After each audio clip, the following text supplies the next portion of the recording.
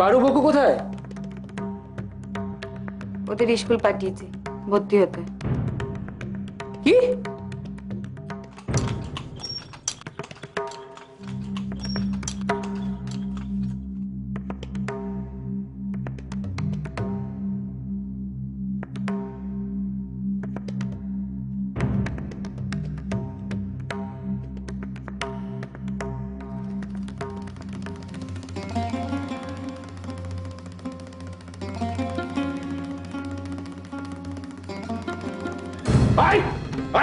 কোথায় গিয়েছিলি?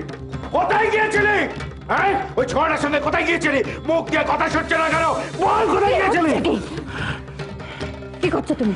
তোমার এই ঢিঙ্গি মেয়ে কোথায় গিয়েছিল ছোড়ার সঙ্গে? সে কথা ওকে কেন শুধোচ্ছ? ও তো নিজের ইচ্ছায় কোথাও যায়নি, আমি ওকে পাঠিয়েছিলাম। তুমি পাঠিয়েছিলে? সে কথা আবার বড় গলা করে বলছো তুমি পাঠিয়েছিলে? কোথায় পাঠিয়েছিলে? স্কুলে। স্কুলে? কেন তুমি এত অবাক হচ্ছ কেন?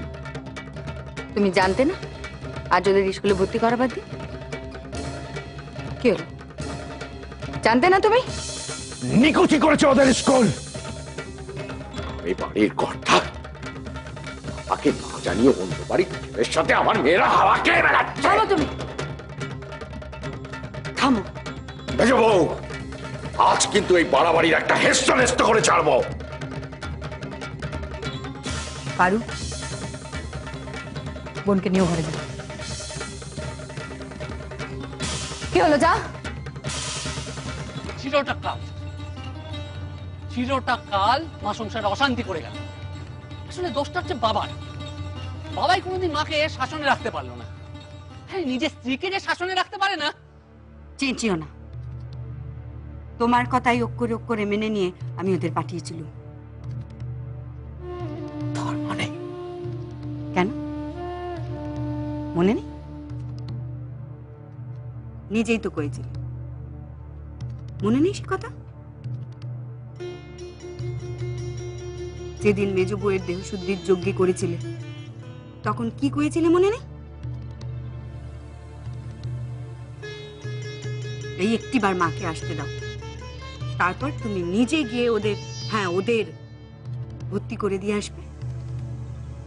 আর যদি তুমি তোমার কথা না রাখো তখন মেজ বউ নিজে গেলেও কিছু কইবে না, আর ওই ছোঁড়াটাকে দিয়ে পাঠালেও কিছু কইবে না। এই কথাগুলো দিয়েই তো মা আসার আগে ওদের স্কুলে যাওয়া ঠেকিয়েছিল। আজ সকালেও তোমাকে তোমার কথা মনে করেছিল, কিন্তু সে যে মনে আনবে না এ পণ তুমি করেছো। ঠিক আছে, আমি যা করেছি করেছি। তা বলে তুমি একটা অনাত্মীয় পুরুষের সঙ্গে পারুকে স্কুলে বাড়াবে?